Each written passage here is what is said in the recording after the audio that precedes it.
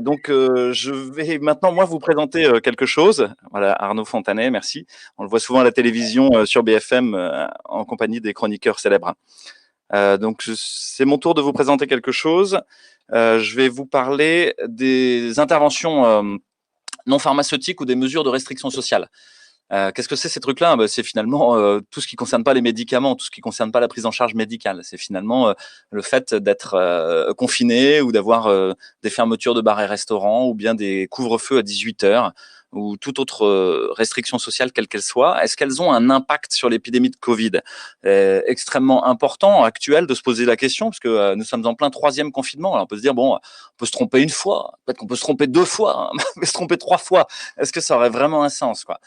Donc, je crois qu'il est urgent de se poser la question de manière scientifique, médicale et sanitaire, et politique aussi, de savoir, mais pourquoi donc sommes-nous confinés? Alors, je peux vous dire en préambule, et je crois que c'était le cas pour tous les gens qui étaient avant, et parce que finalement, c'est un des critères pour nous de prendre des gens au conseil scientifique indépendant, c'est que j'ai pas de conflit d'intérêt dans le Covid-19. Sur la base de Transparence Santé, j'ai 450 € qui sont déclarés et rien à voir avec le Covid-19. Et finalement, je crois que c'est un des éléments clés que vous devez avoir en tête pour le grand public comme pour les médecins, c'est qu'aujourd'hui, la boussole à dire le nord de la science et de la médecine est cassée. Elle est cassée par un niveau de corruption absolument phénoménal, de corruption systémique absolument phénoménal. Alors, qu'est-ce que je peux vous dire en premier sur cette histoire? C'est que vous pouvez retrouver sur www.reinfocovid.fr le texte entier finalement de ce que je vous présente ce soir, qui est le fruit d'un travail collectif extrêmement important et fécond, qui nous permet d'essayer d'avoir de l'intelligibilité sur la réalité. Il faut comprendre d'abord que certains ont dit que finalement les confinements avaient sauvé des vies, avaient diminué le RT, c'est-à-dire finalement cet indice de reproduction de la maladie, de transmissibilité de la maladie, il avait diminué de plus de 85% et qu'il y avait des millions de morts qui avaient été heureusement épargnés grâce au confinement. Sur quoi que sont basées ces assertions-là?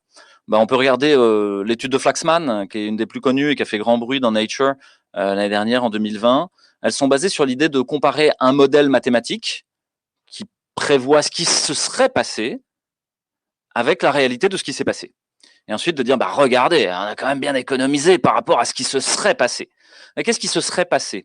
Finalement, c'est basé sur des prévisions désastreuses. Là, je vous ai mis une sorte d'oracle, de pitié, où tout le monde attend comme ça de nous dire qu'est-ce qui se serait passé à la pitié. C'est un peu ce qu'on a fait avec les ordinateurs. C'est des modèles qui sont générés informatiquement, mais qui sont non testés, qui sont non critiqués, qui sont empiriquement non valables.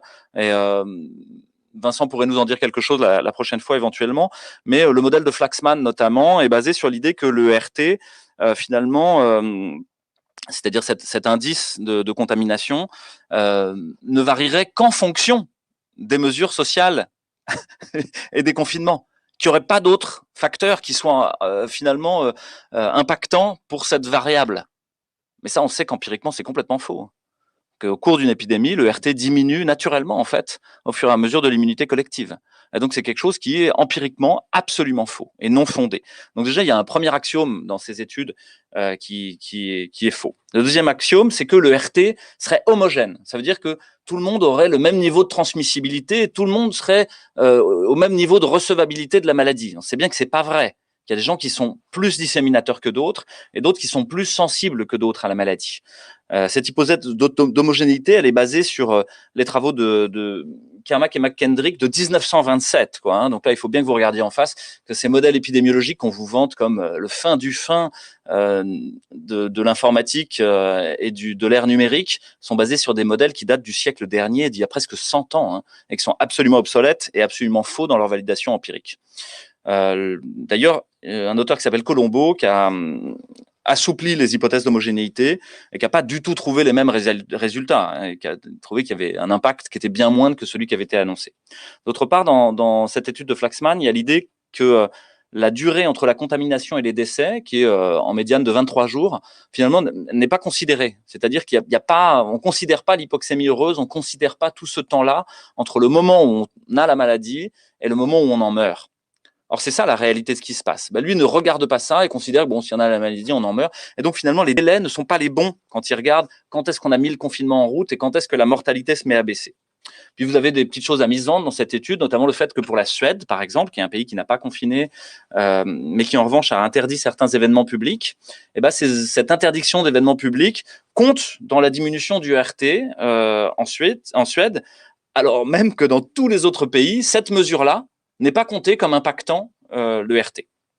Donc, bon, y a vraiment quelque chose qui ne va pas sur les modèles mathématiques. Et finalement, on constate ensuite, en dehors de cette comparaison entre modèles mathématiques et réalité, quand on constate la réalité 2 à 2 entre des pays différents qui ont eu des politiques différentes, ça c'est une comparaison empirique finalement, grâce à la biodiversité des réactions sociales et politiques au sein des différents pays, que finalement il ne s'est pas du tout passé la même chose. Et que finalement, l'épidémie a décliné avant l'implémentation des interventions non pharmaceutiques, telles que les confinements dans de très nombreux pays, notamment en Allemagne, en Grande-Bretagne, en France, en Italie, en Espagne. Il n'y a eu aucun impact sur l'épidémie. Je vous ai mis un certain nombre d'études qui le démontrent, notamment l'étude de Kubandner et puis l'étude de Savaris. Bon, mais vous pourrez aller voir plus loin, on pourrait développer. Et qu'est-ce qu'on constate aussi dans les études empiriques, c'est qu'il n'y a pas de corrélation entre le confinement et le taux de cas, le taux d'incidence des cas, le nombre de décès, le nombre d'hospitalisations.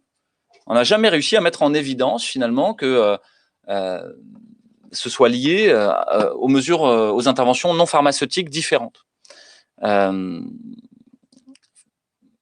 finalement, c'est-à-dire qu'entre des pays qui auraient confiné beaucoup ou pas beaucoup, on ne retrouve pas tellement de différence. L'étude dont vous avez déjà entendu parler, c'est celle de Toussaint et Alter, c'est celle de Ioannidis, c'est celle de Ben David, c'est celle de Savaris. Finalement, vous avez un certain nombre d'études qui démontrent que, quel que soit ce qui a été fait, il n'y a pas de différence en fait. Et que ces mesures sociales ne sont pas le déterminant majeur de la mortalité, de l'hospitalisation. La conclusion, c'est quoi? C'est que les mesures sociales n'ont pas d'effet sur la dynamique épidémique. Et c'est du bon sens. Vous ne pouvez pas arrêter une épidémie virale. C'est comme essayer d'arrêter la mer avec vos bras ou d'arrêter une rivière avec une cuillère. C'est pas possible, en fait. Donc, il n'y a pas d'effet sur la dynamique épidémique, sur le RT. Il n'y a pas d'effet sur les cas. Il n'y a pas d'effet sur les hospitalisations. Il n'y a pas d'effet sur les décès. Donc, quand on fait peser à la société le nombre d'hospitalisations en réanimation, le nombre de décès, le nombre d'hospitalisations, et qu'on leur dit c'est votre faute, on doit vous empêcher de vivre, en fait, ça n'est pas démontré par la science. D'autre part, on peut imaginer, si on doit donner des pistes, essayer de proposer une politique sanitaire alternative, parce que c'est notre but au sein du Conseil scientifique indépendant, c'est non seulement de critiquer de manière intelligente et scientifique ce qui a été fait, mais c'est aussi de proposer autre chose, parce qu'il faut prendre soin des gens autour de nous, parce qu'on est là pour soigner, parce qu'on est là pour que les gens aillent bien. Et là-dessus, on va se rejoindre, quels que soient les groupes, quelles que soient les idéologies, quelle que soit la façon dont on pense. Je crois qu'on cherche tous le bien commun. Et ce qu'il apparaît, c'est que les mesures sociales ciblées sur des populations à risque, c'est-à-dire les gens qui ont une hypertension, un diabète, une obésité, qui sont de plus de 65 ans, ou qui ont des comorbidités importantes, c'est-à-dire des maladies en même temps, finalement, si on cible ces mesures-là sur ces patients-là qui sont très à risque de faire des formes graves, ce serait beaucoup plus efficace et moins délétère pour le groupe. Et ensuite, évidemment, il y a les mesures sociales, on en a parlé, et on a montré qu'elles servaient à rien, mais les mesures médicamenteuses, organisationnelles, elles, peuvent améliorer l'évolution épidémique, les cas, les hospitalisations et les décès. Les mesures médicamenteuses, c'est évidemment le traitement ambulatoire précoce, dont on a déjà parlé à plusieurs reprises, dont on vous reparlera, parce qu'il faut que vous en soyez au courant, vous citoyens, vous médecins, pour aller invectiver les médecins et leur dire, mais bon, alors qu'est-ce qu'on fait, quoi? Moi, j'ai entendu parler de ça et que ça les fasse réfléchir. Et vous savez que c'est ce qui s'est passé dans le VIH.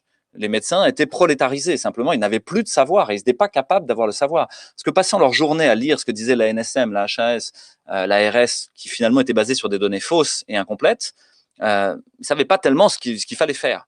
Or, eux, les patients cherchaient pendant ce temps. Et c'est eux qui ont appris à leurs médecins comment soigner la maladie. Je crois que c'est ce qui va se passer aussi pour la Covid, parce qu'il y a quelques médecins qui font le travail d'aller voir la littérature scientifique de manière exhaustive et pas simplement en faisant ce qu'on appelle du cherry picking, c'est-à-dire de choisir ce qui nous arrange.